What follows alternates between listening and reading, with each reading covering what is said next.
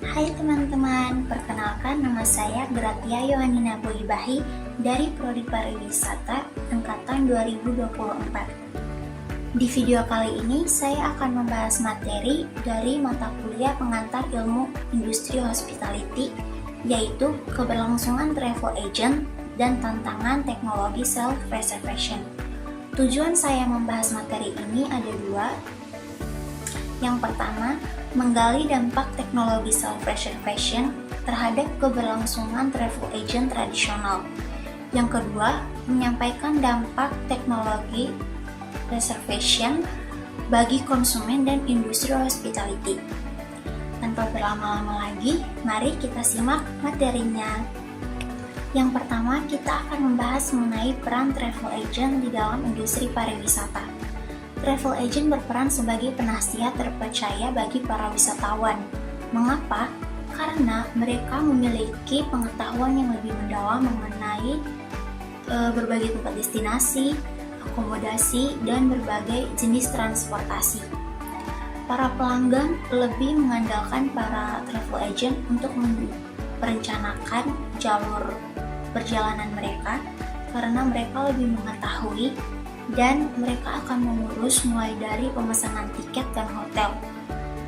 Mengapa travel agent ini sangat penting bagi industri pariwisata? Karena itu dapat membantu para wisatawan yang baru pertama kali menuju ke tempat destinasi tersebut. Travel agent yang akan merencanakan semua jalur perjalanan mereka, mulai dari tempat destinasi, akomodasi, transportasi yang digunakan, semuanya sudah diatur oleh travel agent sehingga para wisatawan merasa sangat terbantu dengan adanya travel agent dan tidak perlu merasa tidak nyaman atau tidak menyenangkan hati mereka. Yang berikutnya adalah teknologi self-reservation. Teknologi self-reservation ini merupakan sistem yang memungkinkan para wisatawan untuk melakukan pemesanan secara mandiri melalui platform online. Contohnya seperti situs web dan aplikasi yang memudahkan para wisatawan untuk memesan tiket penerbangan, hotel untuk menginap, dan paket wisata, dan kemudian dapat melakukan pemesanan secara langsung. Alasan mengapa teknologi self-reservation ini sangat berkembang di kalangan para wisatawan. Yang pertama, karena kemudahan akses. Para wisatawan dapat dengan mudah mengakses informasi dan memesan tiket kapanpun dan di mana saja mereka ingin dan mereka berada. Yang kedua, harga yang kompetitif. Itu maksudnya platform online itu menawarkan harga yang lebih murah daripada travel agent dan itu dapat sangat menguntungkan para wisatawan. Yang ketiga adalah fleksibilitas. Itu para wisatawan memiliki kendali penuh atas proses pemesanan dan dapat membandingkan mana yang lebih tepat dan cepat untuk dipilih. Yang berikut manfaat dari teknologi self-reservation bagi konsumen atau para wisatawan dan dampak pada biaya dan efisiensi. Yang pertama, manfaat pada para wisatawan yang sebagai konsumen. First of all, pasti ada kemudahan akses dan fleksibilitas.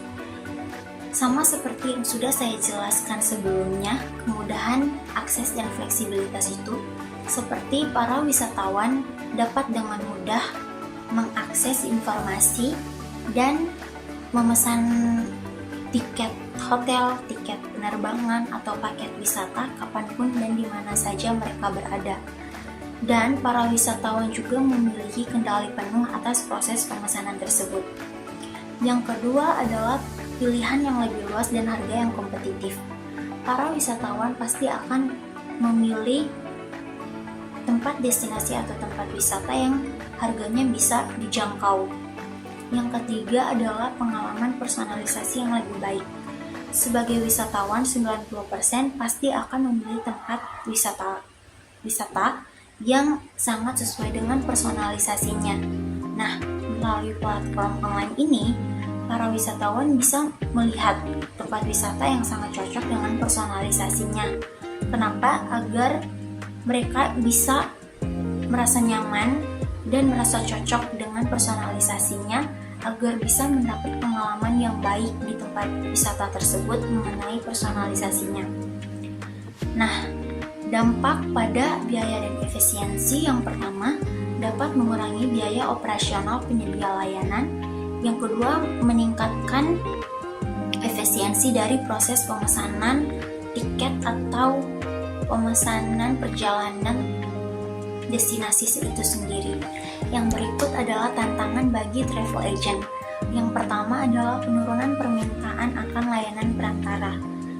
Semakin banyak konsumen atau para wisatawan lebih memilih memesan perjalanan secara mandiri tanpa melalui travel agent lagi.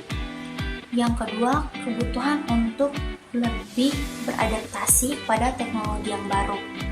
Nah, di sini para travel agent itu harus mampu beradaptasi dengan teknologi baru untuk meningkatkan kembali travel agent dan mampu seperti bekerja sama dengan teknologi baru dan dapat memudahkan para wisatawan lebih mudah lagi. Yang berikut adalah strategi untuk travel agent tetap bertahan. Yang pertama, inovasi yang terbagi menjadi dua, yaitu personalisasi dan pengalaman khusus. Personalisasi yang dimaksud adalah travel agent menyediakan pengalaman perjalanan yang sudah disesuaikan dengan kebutuhan dan preferensi dari para wisatawan. Pengalaman khusus yang dimaksud adalah travel agent menyediakan layanan tambahan. Contohnya, menyediakan perencanaan perjalanan yang lebih khusus lagi atau tempat destinasi yang lebih diinginkan, yang sangat diinginkan oleh para wisatawan. Strategi yang kedua adalah penggunaan teknologi untuk menambah nilai dari travel agent, seperti membangun platform online dengan fitur-fitur yang unik dan menarik, serta menggunakan data preferensi untuk memahami perilaku para wisatawan dan memberikan rekomendasi yang relevan dan sesuai dengan yang diinginkan oleh para wisatawan. Berikutnya adalah analisis dampak jangka panjang. Yang pertama adalah keberlanjutan travel agent di masa depan. Di masa depan, travel agent akan menjadi travel agent yang mampu beradaptasi dan menawarkan nilai tambah yang lebih relevan lagi. Terus itu, posisi mereka akan bergeser mulai dari hanya sebagai pemesan akan menjadi travel agent yang menjadi konsultan perjalanan yang lebih personal lagi. Terus implikasi terhadap ekosistem pariwisata itu yang pertama dapat memberdayakan para wisatawan untuk membuat pilihan yang lebih cerdas lagi serta meningkatkan persaingan di dalam industri pariwisata. Yang berikut adalah contoh kasus. Contoh kasusnya adalah sebuah travel agent yang meluncurkan aplikasi mobile yang memungkinkan para wisatawan sebagai konsumen untuk memesan secara mandiri, yang dimana aplikasi ini dilengkapi dengan fitur chatbot yang bisa membuat rekomendasi yang sesuai dengan profil konsumen atau wisatawan tersebut. Nah, contoh ini menunjukkan bahwa travel agent yang memanfaatkan teknologi agar tetap relevan dengan menambahkan fitur-fitur user friendly atau fitur-fitur yang unik dan personal yang dapat menarik pelanggan dan mempertahankan pelanggan atau para wisatawan.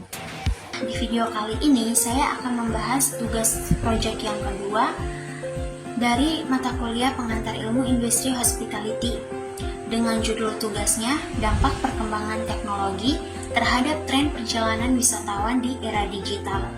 Nah, tujuan saya membahas materi ini adalah menggali bagaimana kemajuan teknologi ini dapat mempengaruhi perilaku dan preferensi wisatawan serta mengidentifikasi tantangan dan peluang baru bagi industri pariwisata akibat perkembangan teknologi. Yang pertama yang akan kita bahas adalah definisi era digital dalam konteks pariwisata. Nah, seperti yang kita tahu, 80% wisatawan yang sekarang ini menggunakan smartphone untuk merencanakan perjalanan mereka. Entah itu merencanakan, memesan, menikmati perjalanan, semuanya berawal dari smartphone. Nah, kembali lagi kepada definisi era digital dalam konteks pariwisata. Era digital dalam konteks pariwisata ini merujuk pada periode di mana teknologi seperti smartphone, internet, dan aplikasi lainnya telah mengubah cara para wisatawan untuk memesan, merencanakan, dan menikmati perjalanan. Teknologi telah mengintegrasikan dirinya ke dalam setiap aspek perjalanan, mulai dari merencanakan perjalanan di mana mereka akan pergi dengan melihat mencari tempat-tempat destinasi yang mereka inginkan. Setelah itu memesan tiket hotel, memesan tiket penerbangan. Ini juga sangat membantu para wisatawan. Mengapa? Karena para wisatawan tidak perlu lagi untuk pergi ke tempatnya langsung untuk membeli tiket atau melihat tempat destinasi yang akan mereka kunjungi. Karena dari jarak jauh pun mereka bisa mengetahui dengan menggoogling tempat destinasi serta memesan tiket untuk hotel dan tiket perjalanan. Selanjutnya adalah perubahan perilaku wisatawan. Di sini kita akan membahas mengenai bagaimana kemajuan teknologi ini dapat mempengaruhi perilaku wisatawan, mulai dari memesan hingga menikmati perjalanan. Nah, yang pertama adalah peningkatan platform online. Nah, di sini para wisatawan sangat bergantung pada apa yang namanya platform online. Mengapa? Karena mereka bisa mencari informasi mengenai suatu tempat destinasi, membandingkan harga antara suatu tempat dan tempat lainnya, serta melakukan pemesanan secara online dan tak perlu datang ke tempatnya secara langsung. Contoh dari platform online ini adalah Booking.com, Agoda, dan Expedia, yang dimana telah menjadi bagian dari perjalanan modern saat ini dan sangat membantu para wisatawan. Berikutnya adalah dampak terhadap industri pariwisata, yaitu adaptasi bisnis pariwisata terhadap teknologi baru. Nah, bisnis pariwisata ini harus dengan cepat terbiasa terhadap teknologi baru. Mengapa? Karena dengan adanya teknologi baru ini dapat meningkatkan kehadiran online yang sangat kuat yang dapat membantu industri pariwisata mengoptimalkan situs web pencarian seperti pencarian untuk mencari tempat destinasi yang diinginkan, mencari tempat penginapan, mencari transportasi, dan mencari cara untuk menikmati perjalanan mereka, serta dapat memanfaatkan data diri para konsumen untuk dapat memahami perilaku mereka. Nah, dengan adanya platform online ini, telah meningkatkan persaingan yang sangat ketat di industri pariwisata, sehingga bisnis harus dengan cepat bergerak untuk menambah nilai tambah yang unik agar dapat menarik pelanggan. Tapi teknologi baru ini juga membuka peluang yang baru dan bagus untuk bisnis pariwisata. Contohnya seperti pariwisata virtual, pengalaman imersif, dan personalisasi layanan. Nah, itu merupakan contoh dari teknologi baru yang sangat mendukung atau membuka peluang baru bagi bisnis pariwisata. Berikutnya adalah contoh kasus. Nah, contoh kasus yang saya ambil adalah Google Maps. Seperti yang kita tahu, Google Maps sekarang ini sangat dibutuhkan oleh semua orang. Sepertinya Google Maps ini adalah alat yang sangat penting untuk melakukan perjalanan. Bukan hanya para wisatawan saja, tetapi sekarang ini jika kita lihat-lihat ada Gojek, Gokar, Grab, semuanya pun menggunakan Google Maps untuk melihat rute atau menjalankan kendaraan melalui rute yang mereka inginkan. Nah, untuk para wisatawan, Google Maps ini sangat penting karena dapat membantu mereka untuk merencanakan perjalanan, mengatur rute yang akan mereka ambil, terus dapat menjelajahi destinasi-destinasi baru melalui Google Maps tersebut. Contoh lainnya ada virtual reality, yaitu dengan teknologi virtual reality ini para wisatawan dapat mengunjungi suatu destinasi melalui virtual sebelum melakukan perjalanan fisik. Berikutnya adalah tantangan dan peluang dalam industri pariwisata. Tantangan yang pertama itu ada keamanan siber atau komputer yang menyimpan data-data pribadi para konsumen. Nah, tantangan yang dihadapi oleh industri pariwisata ini adalah keamanan siber yang semakin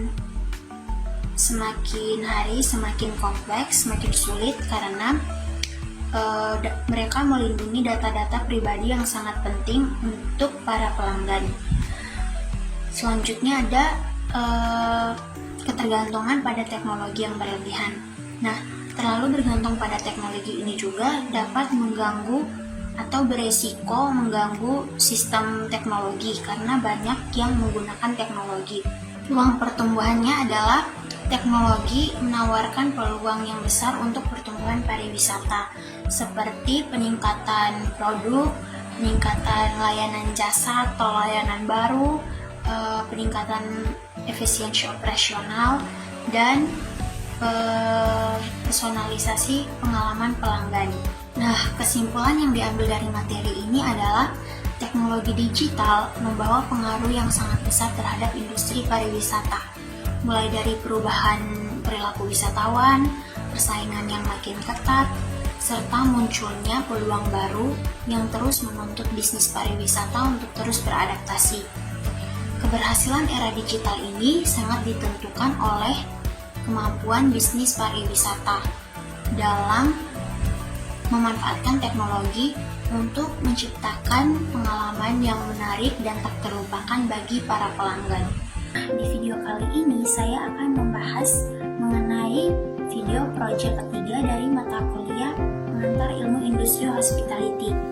Nah, materi yang akan saya bahas hari ini adalah analisis daya tarik wisata lokal dalam menarik wisatawan domestik pasca pandemi COVID-19.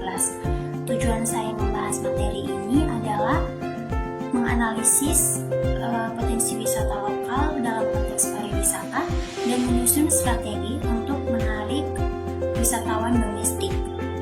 Tanpa berlama-lama lagi, silakan menyimak penjelasan materi dari saya.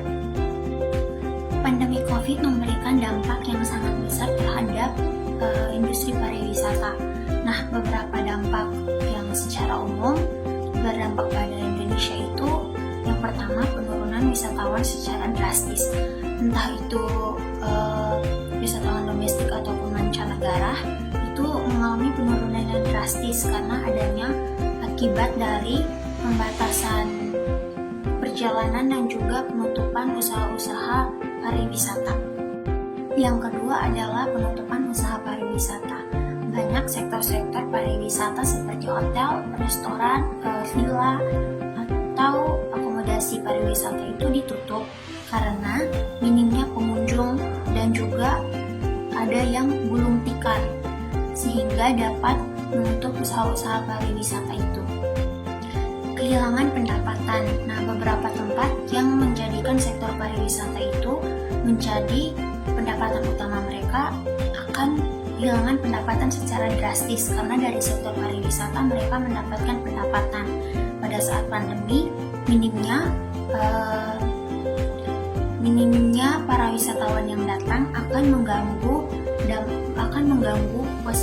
potensi pendapatan mereka dan itu akan menjadi suatu masalah pendapatan bagi mereka. Yang berikutnya adalah pengangguran. Nah, mereka yang bekerja di sektor-sektor pariwisata seperti hotel, restoran, dan lain-lainnya akan mengalami pengangguran dadakan karena ditutupnya usaha-usaha pariwisata sehingga mereka pun tidak dapat bekerja dan akan menganggur selama masa pandemi atau setelah pandemi.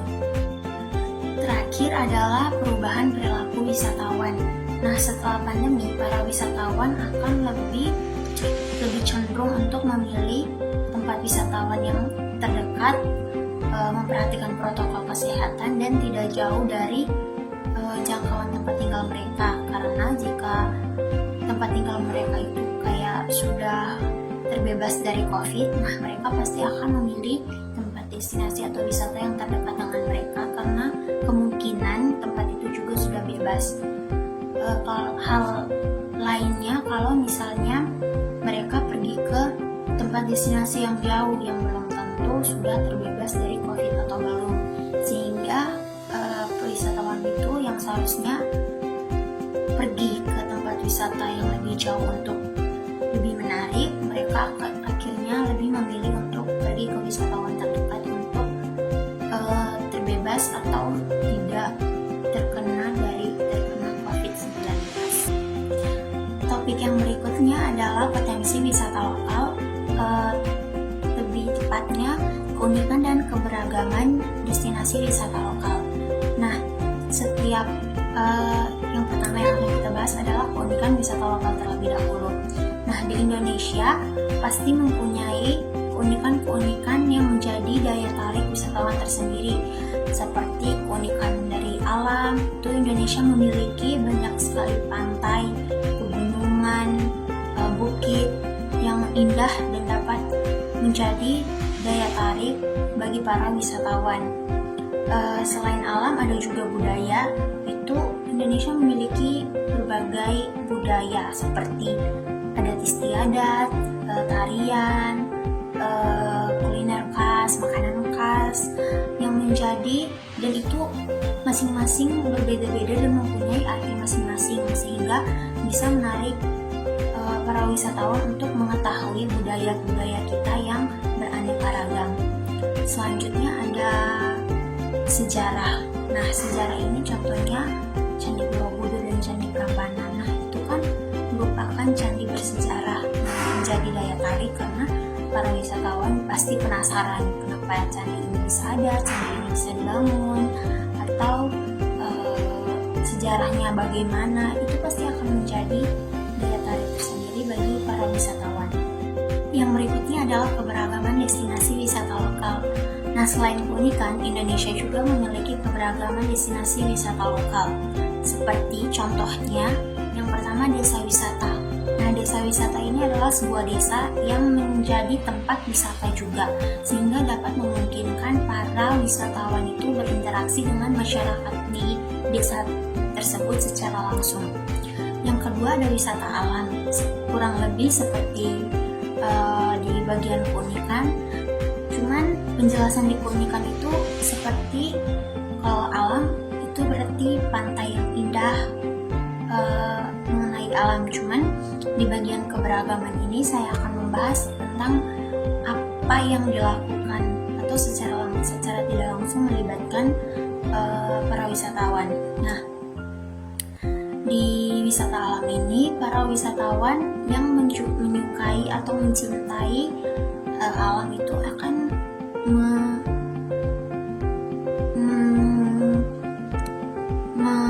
melaksanakan atau membuat atau menjalankan sebuah aktivitas seperti snorkeling itu di pantai, hiking, atau hal-hal yang berkaitan dengan alam lainnya. Selanjutnya ada wisata budaya. Nah, di wisata budaya ini para wisatawan itu secara tidak langsung akan mempelajari apa saja budaya yang ada di Indonesia. Ya, walaupun misalnya tidak semua budaya, setidaknya mereka tahu budaya ini ada di daerah ini, budaya ini ada di daerah ini. Karena Indonesia memiliki beragam budaya, sehingga mereka jika pergi ke satu tempat destinasi itu akan mempelajari budaya di tempat itu. Jika berpindah lagi, maka mempelajari budaya lain di tempat itu. Selanjutnya ada wisata kuliner. Nah, wisata kuliner ini adalah berbagai berwisata tentang makanan-makanan di Indonesia, seperti makanan khas daerah ini, makanan khas daerah ini, makanan khas daerah ini. Itu pun juga sama dengan budaya, makanan khas dari daerah dan masing-masing daerah itu berbeda-beda, sehingga para wisatawan itu dapat mencoba atau mengetahui masing-masing makanan khas yang terdapat di Indonesia. Topik selanjutnya adalah perilaku wisatawan domestik selama pandemi, lebih tepatnya preferensi terhadap tempat yang lebih dekat dan aman. Nah, di sini kita akan membahas mengenai mengapa para wisatawan itu setelah pandemi lebih memilih ke tempat yang lebih dekat dan lebih aman sehingga tidak terkena atau terjangkau virus COVID-19. Nah, mengapa para wisatawan itu memilih tempat yang lebih dekat dan aman? Yang pertama itu khawatir akan penularan. Karena jika kita pergi ke, misalnya para wisatawan pergi ke tempat yang di luar dari daerah mereka, itu pasti belum tentu virus-virus yang ada di daerah tersebut itu sudah reda seluruhnya, sehingga para wisatawan itu takut akan penularan. Kedua, ada pembatasan perjalanan. Pemerintah membatasi perjalanan agar tidak terjadinya penularan virus secara langsung kepada para wisatawan, dan ketika mereka pulang ke tempat daerahnya itu pasti akan menyebarkan virus yang lebih banyak kepada orang-orang sekitar mereka. Yang keempat adalah prioritas kesehatan. Nah, kesehatan itu lebih penting dari semuanya, sehingga mereka akan memilih tempat yang lebih dekat dan aman, yang dimana protokol kesehatan pasti akan lebih memadai karena itu daerah mereka sendiri. Jadi mereka pasti akan lebih tahu. Nah, di daerah mereka sendiri itu protokol kesehatannya itu lebih tinggi sehingga aman untuk pergi ke tempat destinasi tersebut. Berikut adalah contoh kasus. Nah, contoh kasus yang saya ambil ini adalah contoh kasus yang dimana ada sebuah desa wisata yang terletak di pegunungan, yang dimana sebelum COVID, sebelum pasca pandemi, sudah menjadi sebuah objek wisata yang sangat menarik, terutama bagi para wisatawan yang menyukai untuk mendaki pegunungan, mendaki gunung.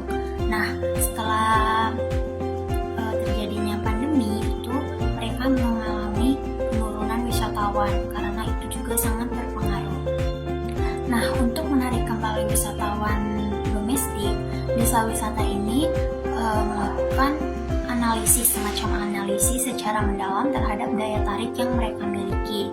Nah, hasilnya ada beberapa seperti potensi alam yang masih bagus, di mana desa ini memiliki hutan pinus yang luas, air terjun yang indah, dan pemandangan pegunungan yang menakjubkan. Selain itu, kearifan lokal yang masih terjaga. Nah, masyarakat desa pasti mempertahankan tradisi dan budaya leluhur mereka. Contohnya seperti tarian tradisional dan kerajinan tangan mereka. Selanjutnya ada aksesibilitas yang terbatas. Itu seperti jalan menuju desa itu masih belum sepenuhnya beraspal, dan fasilitas umum seperti toilet dan tempat istirahat, tempat atau rest area itu juga belum memadai. Nah, setelah menganalisis semuanya itu, mereka juga ada strategi pemasarannya tersendiri, yaitu mengangkat kearifan lokal. Nah, desa wisata ini berencana untuk membuat paket wisata yang menggabungkan aktivitas trekking dengan pengalaman budaya, seperti belajar membuat kerajinan tangan atau menarikan tarian tradisional, terus menonjolkan keunikan alam. Nah, mereka akan mempromosikan keindahan alamnya melalui foto atau video yang menarik di media sosial, meningkatkan aksesibilitas. Itu bekerja sama dengan para pemerintah daerah untuk memperbaiki infrastruktur jalan dan membangun fasilitas umum yang lebih baik, menawarkan paket wisatawan yang fleksibel, seperti menawarkan berbagai paket wisatawan dengan durasi yang berbeda-beda yang dapat memenuhi kebutuhan wisatawan yang beragam. Ada juga dapat memanfaatkan teknologi itu, mereka membuat website atau akun media sosial untuk mempromosikan destinasi wisata mereka itu tersendiri. Nah, setelah mereka menerapkan strategi pemasaran yang beberapa tersebut tadi, desa wisata ini berhasil menarik kembali minat wisatawan domestik. Jumlah kunjungan wisatawan itu mengalami peningkatan, terutama pada akhir pekan dan hari libur. Selain itu juga, desa wisata ini juga berhasil meningkatkan pendapatan masyarakat setempat. Yang berikut adalah strategi peningkatan daya tarik, lebih tepatnya menerapkan protokol kesehatan dan promosi. Nah, penerapan protokol kesehatan di tempat wisata itu seringkali dianggap sebagai hambatan bagi kenyamanan wisatawan. Padahal itu sangat penting untuk wisatawan mereka sendiri. Oleh karena itu, penting untuk mengubah pola pikir ini menjadi sesuatu yang lebih positif dan menarik. Strategi pengembangan peningkatan daya tarik itu yang pertama, promosi protokol kesehatan yang kreatif.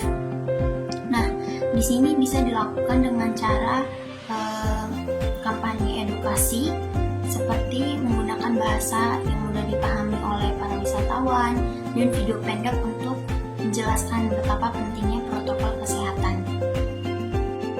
Bisa juga mengintegrasikan protokol kesehatan dengan pengalaman wisata, seperti membuat paket wisata yang aman, menawarkan paket wisata yang sudah mencakup semua aspek protokol kesehatan, seperti hand sanitizer, pengecekan suhu, dan pembatasan jumlah pengunjung. Menggunakan teknologi bisa memanfaatkan seperti aplikasi mobile itu untuk memudahkan wisatawan dalam melakukan pembayaran dan tracking lokasi. Membuat zona-zona aman seperti di area wisata itu menjadi zona-zona aman dengan kapasitas pengunjung yang terbatas. Selanjutnya ada kerjasama atau kolaborasi dengan pemerintah dan masyarakat. Itu melibatkan pemerintah daerah. Dengan bekerja sama dengan pemerintah dapat membuat peraturan untuk mendukung penerapan protokol kesehatan di tempat wisata. Melibatkan masyarakat sekitar itu dengan meminta mereka untuk menjaga kebersihan dan keamanan lingkungan wisata. Yang berikut itu dapat memantau dan mengevaluasi, melakukan survei kepuasan pengunjung seperti menanyakan pendapat pengunjung mengenai apakah penerapan protokol kesehatan ini sudah baik dan apa yang dapat ditingkatkan lagi. Mengevaluasi secara berkala seperti melakukan evaluasi secara berkala terhadap efektivitas strategi yang telah diterapkan, apakah masih perlu ditingkatkan atau sudah pas atau apa yang perlu dikurangi gitu. Kesimpulan dari materi yang saya bahas adalah pandemi COVID-19 telah mengubah pariwisata secara signifikan. Wisatawan lebih memilih destinasi yang dekat, aman, dan menawarkan pengalaman yang unik serta menarik. Oleh karena itu, pengembangan daya tarik wisata lokal itu bisa menjadi sangat penting untuk menarik wisatawan domestik. Nah, ada juga analisis daya tarik wisata lokal ini bertujuan untuk mengidentifikasi potensi yang dimiliki suatu daerah, baik itu potensi alam, budaya, atau sejarah, dan dengan memahami potensi ini, kita dapat merancang strategi pengembangan yang tepat. Saya akan menjelaskan materi mengenai pelajaran keempat dari mata kuliah pengantar ilmu industri hospitality. Nah, pelajaran keempat ini kita akan membahas mengenai peran hospitality dalam menciptakan pengalaman wisatawan yang berkesan. Di sini tujuan dari saya membahas video ini ada dua, yaitu mengeksplorasi kontribusi hospitality terhadap kepuasan dan loyalitas wisatawan dan mengidentifikasi elemen hospitality yang paling mempengaruhi pengalaman wisatawan. Baik, jadi yang pertama yang akan kita bahas adalah pendahuluan, itu definisi dan ruang lingkup hospitality. Apa sih hospitality itu? Hospitality adalah sikap ramah tamah dan kedekatan hubungan antara tuan rumah dan tamu. Itu jika secara umum. Tapi jika dalam konteks hospitality dalam bisnis, itu lebih fokus kepada pekerjaan yang melayani tamu atau bisnis-bisnis yang melayani tamu. Nah, ruang lingkup hospitality itu sangat luas, tidak hanya pada perhotelan. Contohnya seperti perhotelan. Yang pertama memang perhotelan itu seperti di hotel, motel, atau villa, yang dimana ketika para wisatawan ingin berlibur dan ingin menginap, itu pasti akan dilayani oleh para staf-staf di sana. Yang kedua itu kuliner, itu ada restoran, kafe, tempat makan, itu pasti juga di sana kita akan dilayani. Selanjutnya ada pariwisata, itu seperti agen perjalanan, pemandu wisata, itu mereka itu melayani para wisatawan untuk pergi ke tempat-tempat destinasi. Selanjutnya ada transportasi. Nah, itu kayak ada di bagian penerbangan, pelayaran, dimana ketika tiketing kita pasti dilayani. Yang jadi intinya itu adalah hospitality memberikan pelayanan yang ramah dan memuaskan kepada tamu dengan tujuan menciptakan pengalaman yang menyenangkan dan membuat tamu itu merasa dihargai. Yang berikut adalah komponen-komponen dalam industri hospitality yang akan kita bahas. Yang terutama yang lebih kita bahas itu ada layanan, fasilitas, dan teknologi dalam industri hospitality. Nah, komponen hospitality secara umum itu ada layanan, fasilitas, produk, dan pengalaman. Tapi yang akan kita bahas lebih dalam adalah mengenai layanan, fasilitas, dan teknologi. Yang pertama adalah layanan. Nah, layanan ini bisa meliputi keramahan, kayak misalnya staf hotel itu ramah kepada para pelanggan, memberi senyuman, sapaan, atau membantu dalam hal-hal dasar, itu adalah salah satu memberikan layanan yang baik.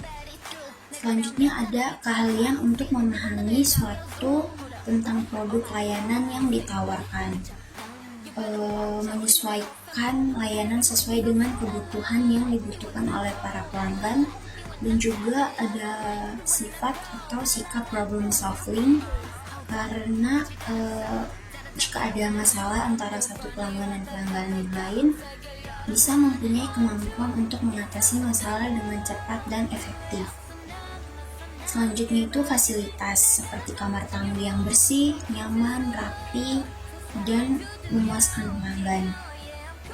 Ada juga seperti area umum, itu lobi, restoran, dan area rekreasi yang harus dirancang untuk memberikan kenyamanan atau suasana yang sangat menyegarkan, mendukung, memuaskan para pelanggan.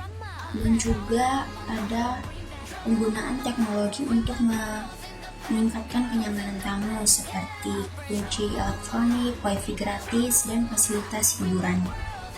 Selanjutnya ada teknologi, itu ada pula sistem reservasi, itu memudahkan tamu untuk melakukan reservasi dan meningkatkan efisiensi operasional. Ada juga CRM atau Customer Relationship Management, itu membantu mengumpulkan dan menganalisis data tamu untuk memberikan layanan yang sesuai dengan keinginan. Selain itu ada juga mobile apps, memberikan berbagai layanan seperti check-in online, pemesanan kamar, dan informasi tentang fasilitas hotel. Selanjutnya adalah dampak pada pelayanan pengalaman wisatawan, itu terkhususnya hubungan antara layanan dan kepuasan pelanggan. Nah, kuncinya adalah layanan yang baik dan merupakan fondasi dari pengalaman wisata yang memuaskan. Di sini ada beberapa dampak yang akan saya jelaskan kepada teman-teman sekalian. Itu yang pertama ada kepuasan. Itu ketika kebutuhan dan harapan yang kita inginkan itu akan dipenuhi dengan cepat, maka kita sebagai pelanggan pun pasti akan merasa puas dan senang dalam perjalanan kita kan. Oke. Selanjutnya ada loyalitas, itu wisatawan yang puas itu cenderung menjadi pelanggan yang setia. Mereka akan merekomendasikan destinasi wisata tersebut kepada orang lain dan kemungkinan besar akan kembali berkunjung.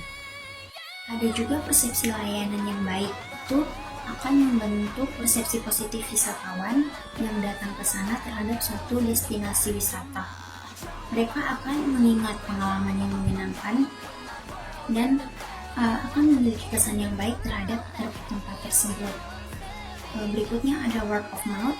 Itu ketika mereka puas dengan layanan yang diberikan, mereka akan menyebarkan kepada orang-orang lain, memberikan kabar yang baik kepada orang lain, dan itu merupakan suatu bentuk promosi yang dapat dipercaya karena yang menyebarkan kabar baik ini adalah orang yang sudah pergi ke tempat destinasi tersebut. Selanjutnya ada pengalaman yang memorable. Layanan yang personal itu dapat memberikan perhatian terhadap detail dan dapat menciptakan pengalaman yang tak terlupakan atau sangat legend bagi para wisatawan. Berikutnya ada hubungan antara layanan yang baik dan kepuasan pelanggan. Nah, itu ada beberapa poin seperti kualitas layanan. Jika kualitas layanan yang tinggi dan meningkatkan kepuasan pelanggan, itu ketika layanan dengan sesuai dengan harapan atau bahkan lebih dari ekspektasi, itu pelanggan akan merasa sangat puas. Ada pula kecepatan layanan. Layanan yang cepat dan efisien itu juga menjadi salah satu faktor penting dalam kepuasan pelanggan, karena wisatawan tidak ingin menunggu terlalu lama untuk mendapatkan sebuah pelayanan. Keramahan, sikap ramah dan sopan dari petugas layanan itu membuat wisatawan merasa sangat dihargai dan nyaman. Selanjutnya ada personalization, layanan yang dipersonalisasi sesuai dengan kebutuhan dan preferensi individu itu akan membuat wisatawan merasa spesial. Ada juga kemampuan mengatasi masalah itu atau problem solving. Kemampuan untuk mengatasi masalah dengan cepat dan efektif itu akan meningkatkan kepercayaan pelanggan pada pihak hotel atau staf hotel tersebut atau dimanapun mereka berada. Nah, selanjutnya adalah contoh kasus. Contoh kasus yang saya ambil ini contohnya seperti sebuah hotel bintang 5. Nah, seorang tamu ini memesan sebuah kamar di hotel bintang 5 itu dengan pemandangan luarnya itu laut. Tetapi saat tiba di sana, pemandangan yang dia lihat itu ternyata adalah dinding bangunan lain. Nah, dampaknya itu pelanggan tamu tersebut akan merasa kecewa dan sangat merasa dibohongi. Nah, hal ini dapat merusak reputasi hotel dan menyebabkan tamu tersebut memberikan ulasan negatif di sosial media. Nah, solusi yang harus dilakukan oleh pihak hotel itu, hotel perlu memiliki sistem untuk manajemen kamar yang baik dan memastikan kami mendapatkan kamar sesuai dengan yang dipesan atau yang diinginkan.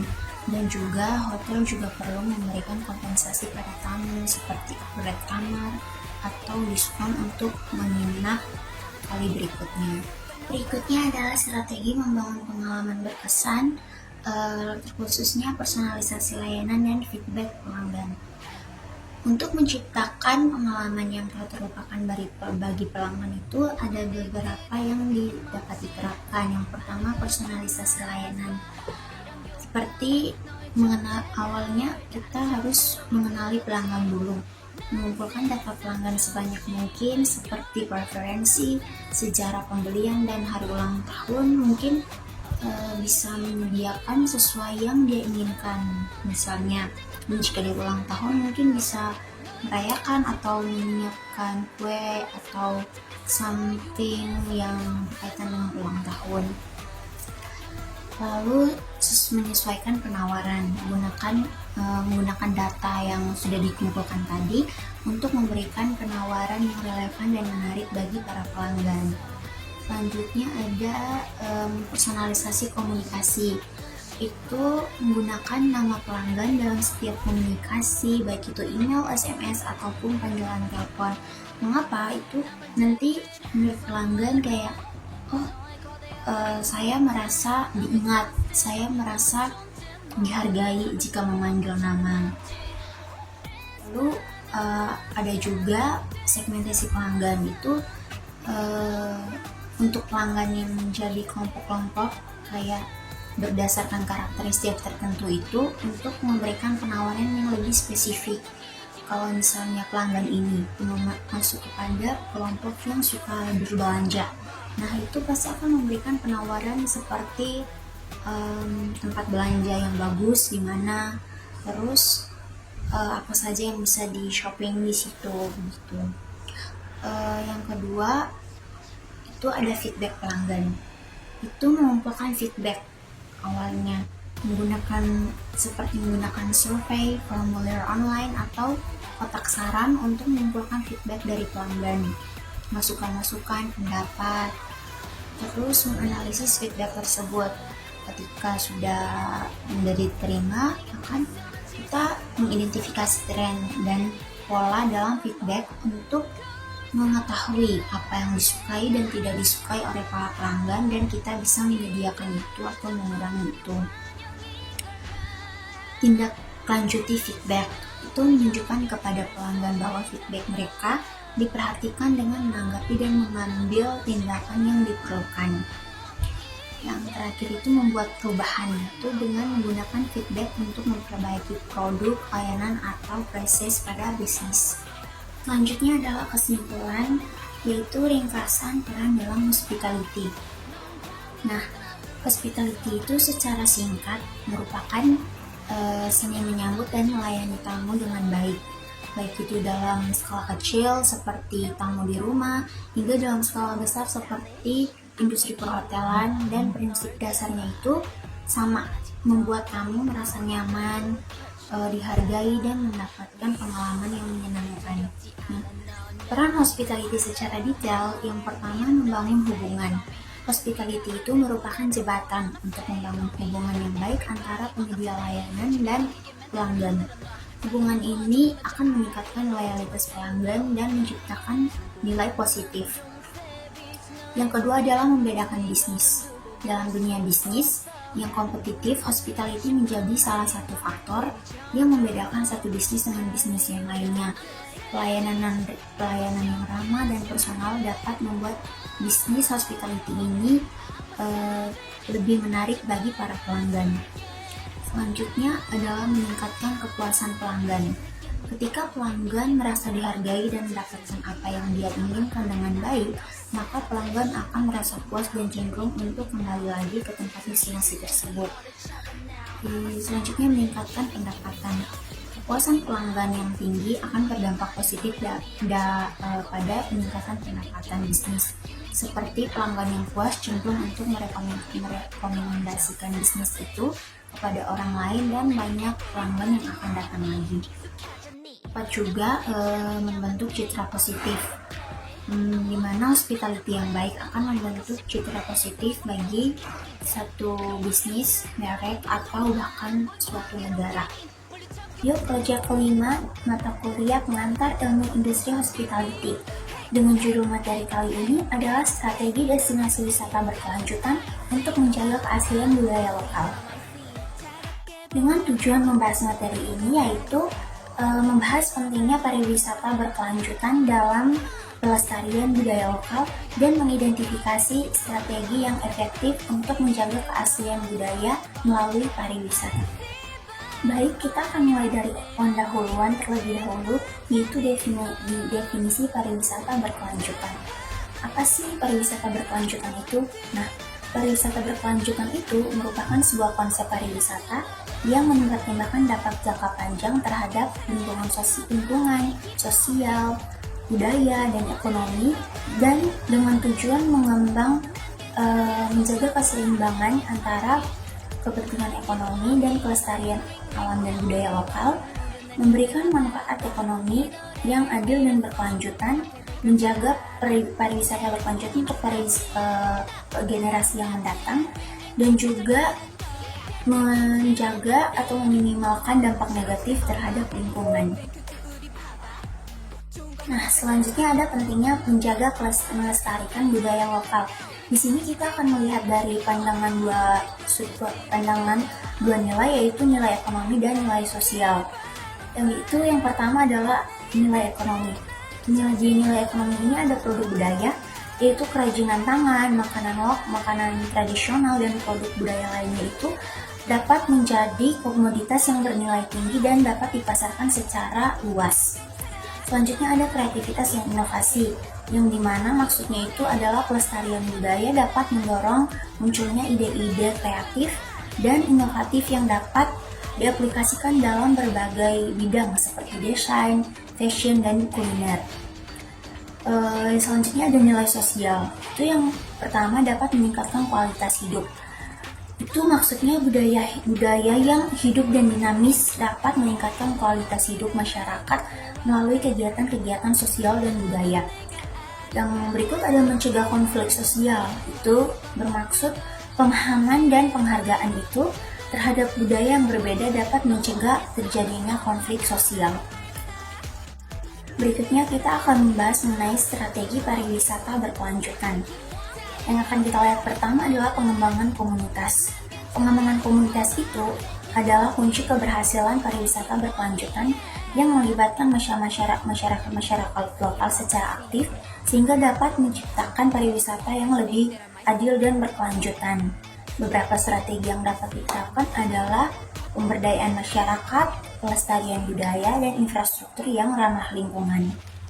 Nah, pemberdayaan masyarakat itu contohnya seperti memberikan pelatihan keterampilan seperti pengolahan homestay, pembuatan kerajinan tangan, dan juga panduan wisata kepada masyarakat lokal agar para masyarakat itu bisa mengurus tempat wisatanya dengan baik, wisata lokalnya dengan baik, sehingga dapat dipercaya oleh para wisatawan. Pelestarian budaya itu bisa dukungan terhadap seni dan budaya lokal. Itu maksudnya mendukung pertunjukan seni, festival budaya, dan pelestarian warisan budaya yang dijelaskan atau misalnya pertunjukan atau festival budaya dilakukan di tempat destinasi itu. Nah, itu bisa juga sebagai wisatawan bisa mempelajari sesuatu dari pasti di setiap pertunjukan ada maknanya sendiri, entah itu sejarah budaya atau penjelasan mengenai budaya mereka di sana. Itu setidaknya kita dapat memahami budaya-budaya lokal tersebut dari pertunjukan ini. Dan infrastruktur yang ramah lingkungan itu mungkin pengelolaan sampah, itu membangun sistem pengelolaan sampah yang efektif dan melibatkan masyarakat, yang dimana masyarakat itu turut andil dalam pengelolaan sampah untuk bisa membuat wisata itu menjadi wisata yang ramah lingkungan. Strategi pariwisata berkelanjutan yang selanjutnya ada pendidikan wisatawan. Apa sih pendidikan wisatawan itu? Nah, pendidikan wisatawan ini sangat penting untuk mengubah perilaku dan pemahaman kepada para wisatawan serta meningkatkan kesadaran para wisatawan tentang pentingnya pariwisata berkelanjutan. Beberapa strategi yang dapat diterapkan di pendidikan wisatawan ini ada kampanye kesadaran dan program edukasi. Nah, kampanye kesadaran ini kita bisa melakukan melalui media sosial dan materi promosi. Misalnya menggunakan media sosial untuk menyebarkan informasi tentang pariwisata berkelanjutan. Entah itu pengertian, definisi, dampak positifnya, dampaknya kepada pariwisata apa, wisatawan apa, semuanya bisa dilihat melalui informasi yang disebarluaskan menggunakan media sosial. Bisa juga mencantumkan informasi tentang pariwisata berkelanjutan itu dalam semua materi promosi destinasi. Misalnya nih, ada sebuah materi promosi di sebuah destinasi. Di situ juga diterapkan strategi pariwisata berkelanjutan gitu, biar para wisatawan itu bisa memahami sebelum mereka menjalankan sebuah tour atau apapun itu, mereka sudah mengerti duluan apa sih pariwisata berkelanjutan, sehingga para wisatawan itu bisa ikut andil dalam proses pariwisata berkelanjutan ini. Selanjutnya, program edukasi. Nah, itu mungkin mengadakan workshop atau webinar tentang pariwisata berkelanjutan untuk wisatawan, di mana kita bisa menjelaskan secara langsung gunanya pariwisata berkelanjutan, pentingnya pariwisata berkelanjutan untuk sebuah tempat destinasi atau wisata, sehingga para wisatawan pun bisa paham, bisa mengerti dan ikut andil turun tangan, seperti menjaga wisata itu agar tetap terjaga kelestariannya, apalagi wisata-wisata lokal yang sangat dijaga. Dan juga panduan wisata yang berpengetahuan, itu dapat contohnya menyediakan panduan wisata yang memiliki pengetahuan tentang lingkungan dan budaya lokal. Makanya dibutuhkan pemandu wisata dari dalam destinasi tersebut atau dari destinasi wisata daerah, destinasi wisata lokal tersebut, sehingga dia bisa menjelaskan secara rinci apa ini, apa itu, dan para wisatawan pun akan percaya kalau misalnya yang menjelaskan itu orang dalam, karena belum tentu orang luar pun dapat mengetahui sedetail itu. Contoh kasus yang saya ambil adalah Taman Nasional Komodo di Nusa Tenggara Timur. Nah, Taman Nasional ini merupakan habitat alami komodo dan memiliki keanekaragaman hayati yang tinggi. Nah, di sini wisatawan hanya diperbolehkan mengunjungi pulau-pulau tertentu dengan jumlah yang terbatas. Makanya di sana itu sudah menjalankan pariwisata berkelanjutan agar tidak terjadinya overtourism. Pendapatan dari pariwisata ini digunakan untuk konservasi komodo dan kesejahteraan masyarakat di sekitar Pulau Komodo itu. Nah, jumlah wisatawan yang terus meningkat ini bisa juga menjadi tantangan dalam menjaga kelestarian Taman Nasional. Taman Nasional Komodo di NTT ini juga menerapkan pariwisata berkelanjutan dengan cara mengutamakan konservasi habitat dan spesies, kayak memberdayakan masyarakat lokal, mengajarkan kesadaran lingkungan kepada para wisatawan, sehingga jika ingin ke sana pasti jumlahnya terbatas. Jika sudah mencapai batasnya pasti bukan tidak diizinkan, cuman lain kali baru bisa masuk karena sudah terbatas penduduknya. Itu bisa mengurangi adanya overtourism kan, karena kalau kita lihat-lihat Komodo ini sangat menarik perhatian. Selanjutnya ada implementasinya, itu ada teknologi ramah lingkungan dan promosi budaya. Nah, teknologi ramah lingkungan ini merupakan teknologi yang dirancang untuk mengurangi dampak negatif pada lingkungan, seperti pencemaran, kerusakan alam, kerusakan ekosistem, kerusakan alam, dan juga pemborosan sumber daya alam. Terus seperti contohnya itu seperti transportasi berkelanjutan dan teknologi informasi. Nah, transportasi berkelanjutan ini misalnya menggunakan kendaraan listrik untuk mengangkut wisatawan, menyediakan fasilitas penyewaan sepeda untuk mobilitas ramah lingkungan, dan juga lebih mendorong pengguna transportasi umum yang lebih efisien lagi. Kalau misalnya contoh di teknologi informasi itu ada aplikasi mobile, itu dapat menyediakan informasi tentang destinasi wisata, akomodasi, dan aktivitas wisata secara digital. Bisa juga meminimalkan penggunaan kertas dan memudahkan proses reservasi menggunakan reservasi online. Selanjutnya ada promosi budaya, itu teknologi juga dapat menjadi alat untuk mempromosikan budaya. Contohnya seperti VR, virtual reality, augmented reality, medsos, dan website, serta aplikasi. Seperti yang kita ketahui, VR, virtual reality, dan AR, augmented reality itu merupakan sebuah tour virtual dan pengalaman interaktif. Nah, tour virtual itu kan memungkinkan wisatawan untuk menjelajahi destinasi wisata secara online sebelum mendatangi tempat wisata secara langsung kan. Dan juga pengalaman interaktif seperti menawarkan pengalaman interaktif yang memungkinkan wisatawan untuk berinteraksi dengan budaya lokal. Ada juga media sosial, yang dalam contoh promosi wisata itu seperti membentuk konten yang menarik dan informatif tentang budaya lokal melalui media sosial, dan juga menyiarkan secara langsung budaya untuk menjangkau audiens yang lebih luas. Karena jika kita secara live streaming itu pasti lebih dipercayai, karena kita itu menyiarkan secara langsung gitu. Ada juga website dan aplikasi itu seperti platform online. Membuat platform online itu dapat menampilkan informasi lengkap tentang budaya lokal, termasuk sejarah, seni, dan kerajinan tangan yang dimiliki wisata budaya lokal tersebut. Nah, kita akan sampai kepada kesimpulan, yaitu pentingnya kolaborasi dan rekomendasi pada pariwisata berkelanjutan. Mengapa kolaborasi dan rekomendasi itu sangat penting? Bisa ada beberapa, yaitu kompleksitas masalah-masalah dalam pariwisata berkelanjutan bersifat kompleks itu dan saling terkait. Kolaborasi dan rekomendasi yang baik dapat membantu untuk mengatasi masalah kompleksitas ini. Bisa juga meningkatkan efektivitas itu dengan bekerja sama dan mengikuti rekomendasi yang baik. Itu dapat meningkatkan efektivitas upaya-upaya pelestarian lingkungan dan pengembangan masyarakat itu sendiri. Bisa juga keberagaman perspektif.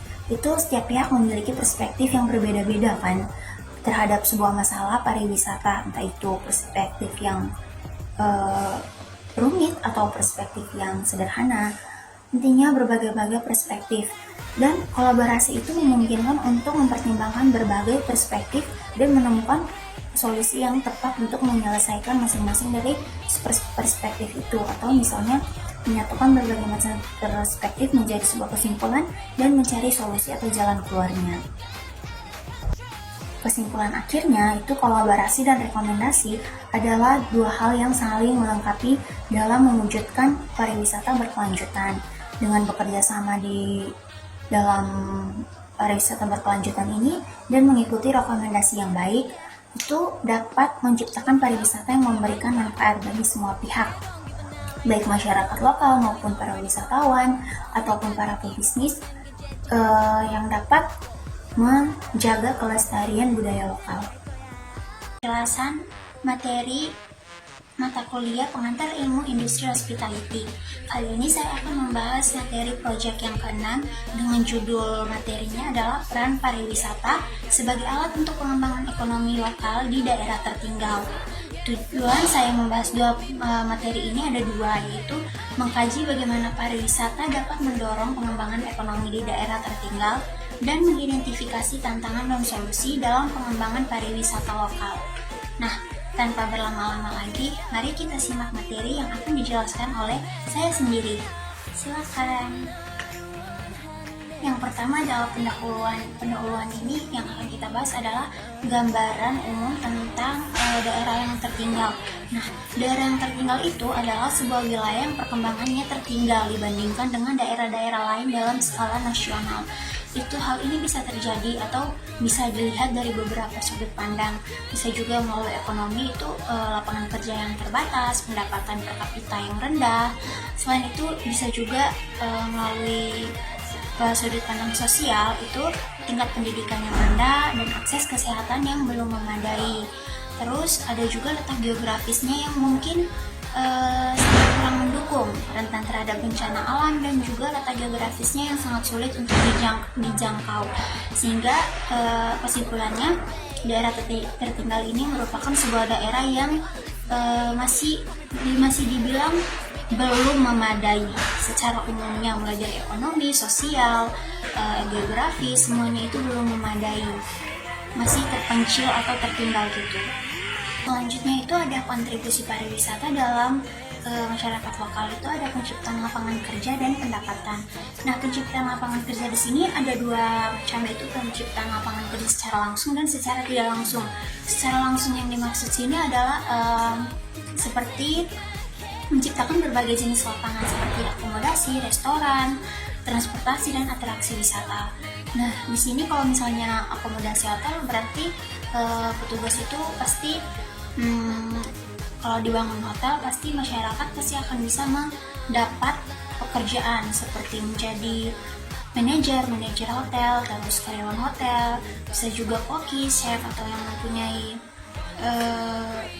pengalaman memasak atau apapun itu, bisa bekerja di restoran. Selain itu mungkin jasa transportasi. Nah, ini mungkin paling mudah untuk para masyarakat untuk bisa mengantar jemput ke suatu tempat destinasi ke tempat destinasi lainnya, atau bisa juga dari titik kumpul ke destinasi gitu. Terus ada juga atraksi wisata. Nah, ini seperti tempat-tempat wisata yang di situ itu pasti membutuhkan petugas tiket, pemandu wisata, dan pasti ada staf perawatan. Seperti harus ada kayak yang menjaga di saat para wisatawan itu mengunjungi suatu tempat destinasi, pasti ada yang menjaga kalau misalnya mereka melanggar peraturan atau sesuatu something yang dilarang, itu pasti akan langsung ditegur. Selanjutnya ada pekerjaan secara tidak langsung. Nah, itu bisa juga produksi barang dan jasa seperti kerajinan tangan yang dibuat oleh para masyarakat lokal itu, terus makanan dan minuman lokal, serta souvenir yang membutuhkan tenaga kerja lokal untuk memproduksi dan didistribusikan. Selanjutnya itu peningkatan pendapatan. Nah, pendapatan ada dua, yaitu pendapatan bagi masyarakat lokal dan pendapatan bagi para pemerintah. Nah, pendapatan masyarakat ini seperti masyarakat menjual produk lokal kepada para wisatawan. Wisatawan pasti sering membeli produk-produk dari tempat wisata yang mereka kunjungi sebagai suatu pengalaman atau suatu kayak simpanan or kenang-kenangan begitu. Mungkin bisa juga penyewaan properti yang dimana masyarakat lokal ini menyewakan rumah atau kamar mereka kepada para wisatawan. Terus ada juga jasa transportasi, itu pengemudi atau kendaraan tempat pribadi itu dapat memperoleh penghasilan tambahan dengan mengantar wisatawan kemana-mana. Nah, itu adalah peningkatan bagi masyarakat lokal. Selanjutnya adalah peningkatan bagi para pemerintah. Kenapa pemerintah juga mendapat pendapatan? Karena pemerintah daerah ini dapat memperoleh pendapatan dari pajak sektor pariwisata seperti pajak hotel, restoran, dan tiket masuk. Nah, pendapatan ini bisa digunakan untuk membiayai pembangunan infrastruktur dan pelayanan publik lainnya untuk di wisata atraksi tempat wisata tersebut. Selanjutnya adanya tantangan pengembangan pariwisata. Di sini ada dua, yaitu keterbatasan aksesibilitas dan SDM sumber daya manusia. Nah, yang akan kita bahas pertama adalah keterbatasan aksesibilitas. Aksesibilitas ini mungkin ada beberapa yang akan saya bahas. Itu ada infrastruktur yang kurang memadai, di mana banyak destinasi yang ada di daerah tertinggal itu masih terpencil, mereka berada di tempat-tempat yang terpencil, terus masih memiliki infrastruktur yang kurang memadai seperti jalan yang rusak, transportasi umum yang terbatas, dan juga fasilitas pendukung lainnya yang belum memadai, sehingga para wisatawan itu merasa kesulitan ketika mencapai destinasi tersebut. Bisa juga jarak yang jauh. Beberapa tempat destinasi itu terletak di daerah yang sangat jauh dari pusat kota ataupun airport atau dari tempat stasiun atau apapun itu. Ini bisa membuat perjalanan menjadi lebih lama dan juga pasti biayanya pun mahal karena perjalanan itu jauh, sehingga mengurangi minat wisatawan untuk berkunjung. Terus kurangnya informasi. Nah, kurangnya informasi mengenai suatu tempat destinasi di tempat yang terpencil. Karena kurang dan juga berada di tempat yang terpencil, itu bisa juga sulit diakses, dan untuk menjadi kendala para wisatawan pasti akan merasa kesulitan mencari informasi mengenai tempat destinasi ini, karena tempat ini berada di tempat yang terpencil, terus informasinya pun belum akurat, sehingga para wisatawan itu merasa kayak kayaknya ini tempat ini sepertinya kita pending dulu karena ini informasinya belum lengkap, terus jauh, terpencil begitu. Jadi nanti para wisatawan rasanya kayak seperti ragu kayak belum mempercayai sepenuhnya mengenai hal itu. Nah, berikutnya ada keterbatasan sumber daya manusia atau SDM. Nah, di sini itu kurangnya tenaga kerja yang terampil. Nah, dari sektor pariwisata itu pasti membutuhkan tenaga kerja yang terampil, seperti bisa berbahasa asing, bisa memahami ilmu keramatamahan, dan juga pengetahuan tentang produk lokal. Tetapi banyak di daerah yang terpencil karena minimnya pendidikan atau belum adanya pendidikan mengenai hal yang mengenai lebih luas lagi, itu ketersediaan tenaga kerja terampil pun pasti masih terbatas. mungkin juga pendidikan dan pelatihan yang tidak memadai atau masih kurang. Nah, kurangnya kesempatan pendidikan dan pelatihan ini bisa juga membuat kualitas sumber daya menjadi rendah karena mereka belum mengerti apa itu pariwisata, apa yang harus kita pelajari dari pariwisata, apa yang harus kita lakukan, apa yang harus kita terima dengan baik, apapun itu mereka belum mengerti tentang hal itu, sehingga mereka jika untuk tidak mungkin kalau misalnya mereka kerja di sektor pariwisata tetapi mereka belum memahami apa itu sektor pariwisata yang sebenarnya secara luas, secara mendalam, mereka belum bisa memahami itu, sehingga pasti mereka juga merasa kesulitan, dan para wisatawan pun pasti merasa ini tidak seperti ini seharusnya, mereka dilayani harus seperti apa itu seharusnya, sebelumnya mereka harus mempelajari dulu gitu. Selanjutnya ada contoh kasus yang saya ambil ini misalnya sebuah desa di tempat yang terpencil, desa wisata terpencil. Sebuah desa wisata di daerah pegunungan memiliki potensi wisata alam yang sangat menarik. Namun akses jalan menuju desa tersebut sangat buruk, hanya berupa jalan setapak yang sulit dilalui kendaraan bermotor. Dan selain itu masyarakat dan desa itu belum memiliki pengetahuan cukup tentang pengelolaan pariwisata dan bahasa asing, sehingga para wisatawan yang berkunjung pun sangat terbatas, bisa berpengaruh kepada pendapatan masyarakat yang rendah dan potensi wisata alam yang belum termaksimalkan. Nah, seharusnya di sini para pemerintah itu bisa membangun infrastruktur yang lebih baik, pelatihan bagi para masyarakat untuk pengelolaan homestay dan penyediaan kursus bahasa asing, sehingga ketika para wisatawan ke situ pasti mereka merasa kayak oh ini ternyata walaupun di tempat terpencil tapi mereka bisa menjalani sektor pariwisata dengan baik, dengan bagus. Berikutnya adalah strategi pemberdayaan komunitas dan kemitraan. Nah, strategi pemberdayaan komunitas ini ada pendidikan dan pelatihan, seperti memberikan pelatihan kepada masyarakat tentang keterampilan yang dibutuhkan dalam sektor pariwisata, seperti pelayanan pelanggan, keramah tamahan, bahasa asing, pengelolaan homestay, dan pembuatan kerajinan tangan. Nah, ada juga mungkin keterlibatan dalam pengambilan keputusan, seperti memberikan kesempatan kepada masyarakat untuk berpartisipasi dalam perencanaan untuk menjadikan tempat destinasi itu merupakan tempat yang akan berkembang menjadi pariwisata gitu. Ada juga kemitraan, itu kemitraan yang kuat antara berbagai pihak seperti berkepentingan yang sangat penting untuk keberhasilan pengembangan pariwisata. Beberapa pihak yang terlibat dalam kemitraan ini ada pemerintah, itu menyediakan kebijakan yang mendukung infrastruktur. Terus pelaku usaha pariwisata itu bisa menginvestasikan modal, menyediakan fasilitas, dan mengembangkan produk wisata. Terus masyarakat lokal itu mungkin masyarakat itu sebagai pemilik dan pengelola destinasi wisata tersebut. Kesimpulan yang dapat diambil dari materi ini adalah pengembangan pariwisata yang berkelanjutan dengan fokus kepada pemberdayaan komunitas dan kemitraan memiliki dampak positif yang sangat besar bagi masyarakat dan lingkungan. Namun keberhasilan sangat bergantung juga pada perencanaan yang matang serta implementasi yang efektif dan juga evaluasi yang berkelanjutan.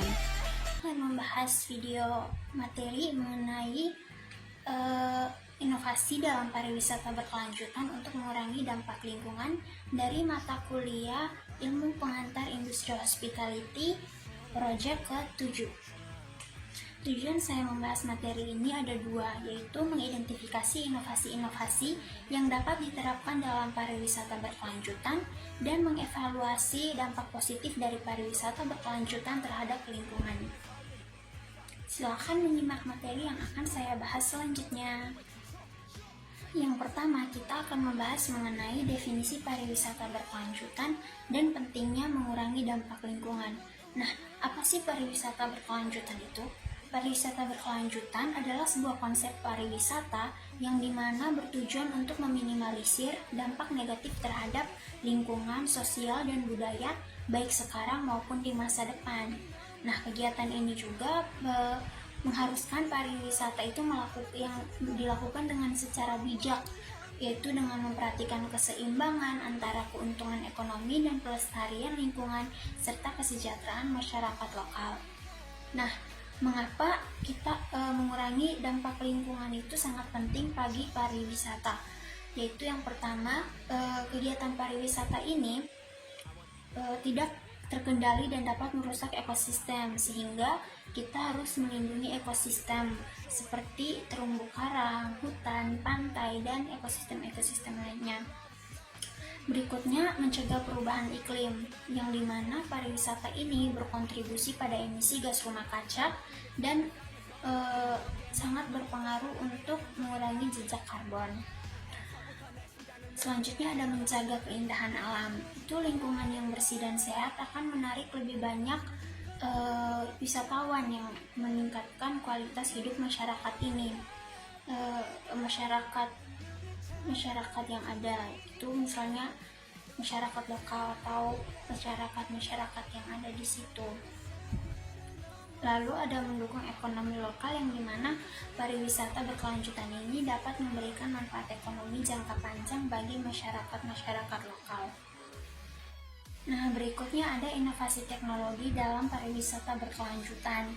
Di sini kita akan membahas mengenai teknologi-teknologi yang digunakan, entah itu teknologi ramah lingkungan, teknologi yang digunakan seperti teknologi informasi. Nah, yang pertama akan saya bahas itu energi terbarukan. Itu misal ada panel surya, pembangkit tenaga listrik. Itu kalau misalnya panel surya itu banyak hotel memiliki menggunakan panel surya untuk menghasilkan listrik dan mengurangi ketergantungan pada energi fosil. Lalu pembangkit listrik tenaga angin itu beberapa destinasi wisata menggunakan di daerah pesisir memanfaatkan angin untuk menghasilkan listrik. Selanjutnya ada transportasi ramah lingkungan, itu kendaraan listrik seperti mobil listrik, motor listrik, sepeda listrik, atau skuter listrik yang dapat menjadi pilihan transportasi yang semakin populer di kawasan wisata, sehingga dapat mengurangi polusi yang dapat mencemarkan lingkungan. Lalu ada transportasi umum yang efisien, itu penggunaan bus umum atau kereta api yang terintegrasi dapat mengurangi penggunaan kendaraan pribadi, sehingga dapat mengurangi juga polusi atau mencemarkan lingkungan. Ada juga teknologi informasi, yang dimana ada beberapa itu aplikasi mobile. Aplikasi mobile ini bisa khusus untuk pemesanan akomodasi, transportasi, dan aktivitas wisata yang akan dijalankan. Bisa juga aktivitas wisata yang ramah lingkungan. Lalu ada juga sistem manajemen energi, itu memantau dan mengoptimalkan penggunaan energi di hotel dan tempat wisata lainnya. Lalu ada juga pembayaran digital, yang dimana mengurangi penggunaan uang tunai dan kertas serta memudahkan transaksi. Selanjutnya ada strategi pengelolaan sampah dan air di destinasi wisata. Nah, pengelolaan sampah ini bisa yang efektif sangat krusial untuk menjaga kebersihan dan keindahan destinasi wisata. Beberapa strategi yang dapat diterapkan itu, yang pertama pengurangan sampah dari sumber. Ini kita bisa menggunakan dengan menyediakan fasilitas untuk mencuci dan menggunakan kembali botol minum atau mengurangi pemakaian sampah plastik. Lalu bisa juga melalui kampanye dan sosialisasi yang meningkatkan kesadaran wisatawan dan masyarakat lokal tentang pentingnya mengurangi sampah. Strategi yang kedua itu memilah sampah, yang dimana menyediakan tempat sampah yang jelas dan mudah dibedakan untuk berbagai jenis seperti organik, anorganik, plastik, dan kaca, dan lain-lain. Lalu fasilitas komposting itu seperti mengelola sampah organik menjadi kompas yang dapat digunakan untuk menyuburkan tanaman di sekitar destinasi wisata. Yang ketiga ada pengelolaan sampah yang efektif. Itu kerjasama dengan para pemulung untuk memberdayakan pemulung mengelola sampah yang tidak dapat didaur ulang. Lalu pengolahan sampah seperti membangun fasilitas pengolahan sampah modern untuk memaksimalkan daur ulang dan mengurangi volume sampah yang dibuang ke tempat sampah pembuangan terakhir. Selanjutnya adalah pengelolaan air yang dimana sangat penting untuk menjaga ketersediaan air bersih dan mencegah pencemaran. Strategi yang dapat diterapkan itu yang pertama, konservasi air. Itu kita dapat menggunakan air secara efisien dengan memasang perlengkapan hemat air seperti shower hemat air, toilet hemat air, dan sensor pada air keran. Selanjutnya menggunakan air hujan, seperti menampung air hujan untuk keperluan non-minum, seperti menyiram tanaman atau mencuci kendaraan. Strategi yang kedua itu pengolahan air limbah. Itu sistem pengolahan air limbah dengan membangun sistem pengolahan air limbah yang efektif dan mengurangi beban pencernaan pada lingkungan, pencemaran. Lalu menggunakan teknologi ramah lingkungan seperti biofilter atau wetland untuk mengolah air limbah domestik. Lalu ada perlindungan sumber air itu dengan melakukan reboisasi di daerah sekitar sumber air untuk menjaga kualitas dan kuantitas air. Lalu mencegah erosi tanah dengan melakukan konservasi tanah untuk mencegah sedimentasi pada sumber air. Berikutnya ada contoh kasus. Nah, contoh kasus yang saya ambil ini ada di Raja Ampat, yang dimana masalahnya itu Raja Ampat dengan keindahan alam bawah lautnya menghadapi ancaman dari sampah plastik yang mencemari laut. Upaya-upaya yang dapat dilakukan itu larangan penggunaan plastik sekali pakai. Pemerintah daerah harus mengeluarkan peraturan yang dimana melarang penggunaan plastik sekali dipakai di wilayah Raja Ampat. Yang kedua dapat kampanye bersih-bersih pantai, seperti masyarakat dan wisatawan itu diajak untuk berpartisipasi dalam kegiatan bersih-bersih pantai secara rutin. Yang ketiga, edukasi masyarakat. Masyarakat lokal diberikan edukasi tentang pentingnya menjaga kebersihan lingkungan laut, sehingga Raja Ampat yang bisa dibilang destinasi wisata yang sangat cukup terkenal itu bisa menjadi tempat yang nyaman, yang tidak tercemar karena kelalaian para wisatawan dan masyarakat. Berikut adalah tantangan dan solusi dalam penerapan inovasi. Nah, yang akan kita bahas yang pertama adalah tantangan dalam penerapan inovasi, yang dimana penerapan inovasi itu baik dalam skala kecil maupun besar, seringkali pasti ada tantangan. Nah, beberapa tantangan yang sering ditemui itu kurangnya dukungan finansial, di mana inovasi ini seringkali membutuhkan investasi yang cukup besar, baik untuk riset, pengembangan maupun implementasi. Lalu ada juga kurangnya sumber daya manusia, yang mana tidak semua organisasi ini memiliki sumber daya manusia yang kompeten dan siap untuk mengadopsi inovasi. Lalu ada ketakutan akan perubahan, yang dimana perubahan yang dibawa oleh inovasi ini seringkali menimbulkan resistensi dari karyawan atau pihak terkait lainnya. Lalu ada juga kurangnya infrastruktur, yang dimana infrastruktur yang sangat tidak memadai dan dapat menghambat penerapan inovasi terutama dalam bidang teknologi. Lalu regulasi yang menghambat seperti peraturan terlalu ketat atau tidak relevan dapat menghambat pertumbuhan inovasi. Terakhir ada kurangnya kolaborasi antara berbagai pihak yang terkait seperti pemerintah, akademis, dan industri yang dapat menghambat pengembangan inovasi. Nah, solusi untuk mengatasi tantangan-tantangan ini antara lain ada yang pertama, membangun jaringan kerjasama. Nah, membangun jaringan kerjasama dengan berbagai pihak seperti pemerintah, akademisi, industri, dan investor untuk dukungan finansial, sumber daya manusia, dan akses ke pasar.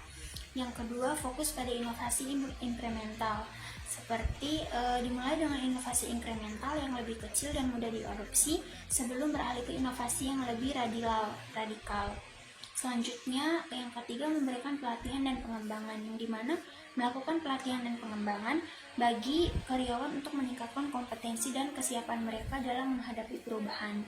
Lalu yang keempat, ada membangun budaya organisasi yang inovatif, di mana membudayakan inovasi adalah organisasi yang memberikan penghargaan atas ide-ide baru, menciptakan lingkungan yang kerja yang mendukung eksperimen. Kelima, ada mempermudah regulasi dengan meminta pemerintah untuk melakukan reformasi regulasi yang lebih mendukung inovasi. Lalu yang terakhir, memanfaatkan teknologi untuk mempercepat proses inovasi dan meningkatkan efisiensi. Selanjutnya ada kesimpulan, yaitu dampak jangka panjang dari inovasi berkelanjutan bagi lingkungan dan pariwisata. Nah, dampak inovasi yang berkelanjutan bagi lingkungan itu ada pelestarian sumber daya alam seperti energi terbarukan, pengelolaan air yang efisien, dan pengelolaan sampah yang baik membantu mengurangi eksploitasi sumber daya alam.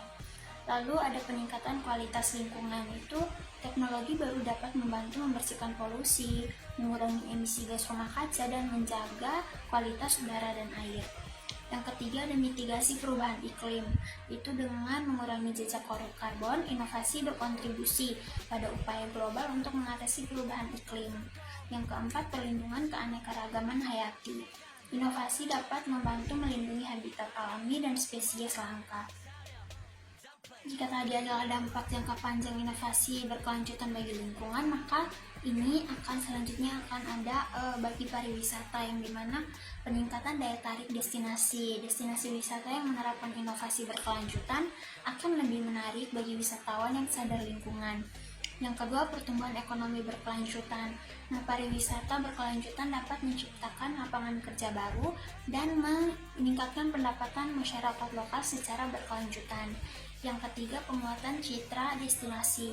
Destinasi wisata yang peduli lingkungan akan memiliki citra yang baik di mata para wisatawan atau di mata dunia.